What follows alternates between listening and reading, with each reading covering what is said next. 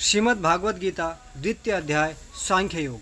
पहले अध्याय में गीता में कहे हुए उपदेश की प्रस्तावना रूप दोनों सेनाओं के महारथियों की तथा शंख ध्वनि पूर्वक अर्जुन का रथ दोनों सेनाओं के बीच खड़ा रखने की बात कही गई।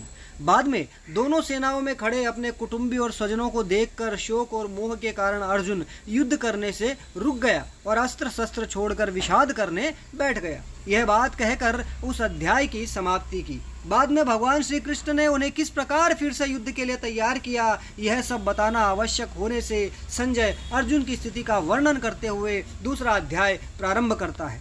संजय बोले, उस प्रकार करुणा से व्याप्त और आंसुओं से पूर्ण तथा व्याकुल नेत्रों वाले शोकयुक्त उस अर्जुन के प्रति भगवान मधुसूदन ने यह वचन कहे। भगवान ने क्या कहा? हे अर्जुन, तुझे इस असमय में यह मोह किस प्रकार से प्राप्त हुआ? असमय यानी यह गलत समय है। युद्ध के मैदान में बैठ के कह रहे हो कि मैं युद्ध नहीं करूंगा, तो इस असमय में यह मोह किस हेतु से प्राप्त हुआ? क्योंकि न तो यह श्रेष्ठ पुरुषों द्वारा आचरित है, न स्वर्ग को देने वाला है और न कीर्ति को करने वाला ही है। इसलिए हे अर्जुन, नपुंसकता को मत प्राप्त हो, तुझमें यह उचित नहीं जान पड़ती। हे परंतप, हृदय की तुच्छ दुर्बलता को त्याग कर युद्ध के लिए खड़ा हो जा। यहाँ हर प्रकार की चुनौतियों से संबंध है। युद्ध का अर्थ हमारे जीवन में भी हर प्रकार की चुनौतियाँ आती हैं। अगर चुनौती स्वीकार कर ली है तो उसे पूरा करना हमारा जवाबदेही है, वरना हम नपुंसक की तरह कहलाएंगे। अर्जुन बोले, हे मधुसूदन, मैं रणभूमि में किस प्रकार बाणों से भीष्म पितामह और द्रोणाचार्य के विरुद्ध लड़ूंगा? क्योंकि हे हरिसूदन, वे दोनों ही मेरे पूजनीय हैं। इसलिए इन महानुभाव गुरुजनों को मारकर मैं इस लोक में भिक्षा का अन्न भी खाना कल्याणकारक समझता हूँ। क्योंकि गुरुजनों को मारकर भी इस लोक में रुधिर से सने हुए अर्थ और काम रूप भोगों को ही तो भोगूंगा। हम यह भी नहीं जानते हैं कि हमारे लिए युद्ध करना या न करना अथवा इन दोनों में से कौन सा कर्म श्रेष्ठ है, अथवा यह भी नहीं जानते हैं कि उन्हें हम जीतेंगे या हमको वे जीतेंगे। और जिनको मारकर हम जीना भी नहीं चाहते, वे ही हमारे आत्मीय धृतराष्ट्र के पुत्र हमारे मुकाबले में खड़े। यानी अर्जुन सोचने लग गया कि हम जीतेंगे कि वो जीतेंगे। यानी जैसे हम जीवन की परिस्थितियों से सोचने लगते हैं कि ये सफल होंगे कि नहीं सफल होंगे। इसके बारे में भगवान आराम अच्छे से समझाएंगे, ध्यान से समझिएगा।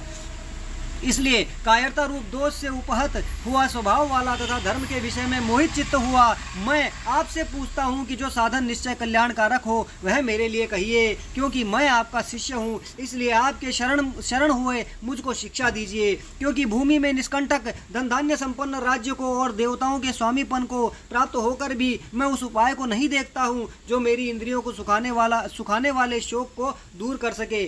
संजय बोले, हे राजन, निद्रा को जीतने वाले अर्जुन अंतर्यामी श्री कृष्ण महाराज के प्रति इस प्रकार कहकर फिर श्री गोविंद भगवान से युद्ध नहीं करूंगा यह स्पष्ट कहकर चुप हो गए। हे भरतवंशी धृतराष्ट्र, अंतर्यामी श्री कृष्ण महाराज ने दोनों सेनाओं के बीच शोक करते हुए अर्जुन से हंसते हुए से वचन बोले। श्री भगवान बोले, हे अर्जुन, तू नए शोक करने वाले योग्य मनुष्यों के लिए शोक करता है और पंडितों के जैसे वचनों को कहता है, परंतु जिनके प्राण चले गए हैं उनके लिए और जिनके प्राण नहीं गए हैं उनके लिए भी पंडित जन शोक नहीं करते। यहाँ पंडित का अर्थ ज्ञानी होता है, प्रकांड विद्वान। न तो ऐसा ही है कि मैं किसी काल में नहीं था या तू नहीं था अथवा ये राजा लोग नहीं थे, और न ऐसा ही है कि इससे आगे हम सब नहीं रहेंगे। जैसे जीवात्मा की इस देह में बालकपन, जवानी और वृद्धावस्था होती है, वैसे ही अन्य शरीर की प्राप्ति होती है। उस विषय में धीर पुरुष मोहित नहीं होते। यानी जैसे बच्चा छोटा होता है, फिर उसके बाद जवान होता है, फिर बूढ़ा होता है, हर बार उनके शरीर का जो रंग रूप है, जो चेहरा है, जो सब कुछ है वो बदलता रहता है। उसी प्रकार मनुष्य अपनी या आत्मा जो है वो भी अपने शरीर बदलती है। ये केवल उसी प्रकार उतना ही है, ऐसा भगवान कहना चाहते हैं। हे कुंती पुत्र, सर्दी गर्मी और सुख दुख को देने वाली इंद्रियां और विषयों के संयोग तो उत्पत्ति विनाशशील और अनित्य है। इसलिए हे भरत, तू उसको सहन कर। क्योंकि हे पुरुष श्रेष्ठ, दुख सुख को समान समझने वाला जिस धीर पुरुष को ये इंद्रियां और विषयों का संयोग व्याकुल नहीं करते वह मोक्ष को प्राप्त होता है। असत वस्तु की तो सत्ता नहीं है और सत्य का अभाव नहीं है। इस प्रकार तत्वज्ञानी पुरुषों द्वारा इन दोनों का ही तत्व देखा गया है। नाश रहित तो तू उसको जान जिससे यह संपूर्ण जगत दृश्य वर्ग व्याप्त है। इस अविनाशी का विनाश करने में कोई भी समर्थ नहीं है, यानी वो परब्रह्म जिसने सब कुछ रचा है। इस नाश रहित अपरमेय नित्य स्वरूप जीवात्मा को ये सब शरीर नाशवान कहे गए हैं। इसलिए हे भरतवंशी अर्जुन, तू युद्ध कर। जो इस आत्मा को मारने वाला समझता है तथा जो इसको मरा मानता है वे दोनों ही नहीं जानते, क्योंकि यह आत्मा वास्तव में न तो किसी के द्वारा मारा जाता है न किसी को मार सकता है। यह आत्मा किसी काल में भी न तो जन्मता है न मरता ही है और न यह उत्पन्न होकर फिर होने वाला ही है, क्योंकि यह अजन्मा, नित्य, सनातन और पुरातन है। शरीर के मारे जाने पर भी यह नहीं मारा जाता। हे प्रथापुत्र अर्जुन, जो पुरुष इस आत्मा को नाश रहित, नित्य, अजन्मा और अव्यक्त जानता है, वह पुरुष कैसे किसी को मरवाता या कैसे किसी को मारता है। जैसे मनुष्य पुराने वस्त्रों को त्याग कर दूसरे नए वस्त्रों को ग्रहण करता है, वैसे ही जीवात्मा पुराने शरीरों को त्याग कर दूसरे नए शरीरों को प्राप्त करता है। ये क्लैरिटी हमारे दिमाग में आ जाए तो बहुत कुछ सही हो जाए, लेकिन इतना आसान नहीं होता। इसलिए बार बार गीता पढ़ेंगे तो शायद ये क्लैरिटी हमारे दिमाग में आ जाए। इस आत्मा को न शस्त्र काट सकते हैं, न आग जला सकती है, न इसको जल गला सकता है और न वायु सुखा सकती है, क्योंकि यह आत्मा अछेद्य है, यह आत्मा अदाह्य है, अक्लेद्य है और निसंदेह अशोष्य है, तथा यह आत्मा नित्य, सर्वव्यापी, अचल, स्थिर रहने वाला और सनातन है। यह आत्मा अव्यक्त है, यह आत्मा अचिंत्य है और यह आत्मा विकार रहित कहा गया है। इससे हे अर्जुन, यह आत्मा को उपयुक्त प्रकार से जानकर तू शोक करने के योग्य नहीं है, अर्थात तुझे शोक नहीं करना चाहिए। किंतु यदि तू इस आत्मा को सदा जन्मने वाला और सदा मरने वाला भी मानता है तो भी हे महाबाहो,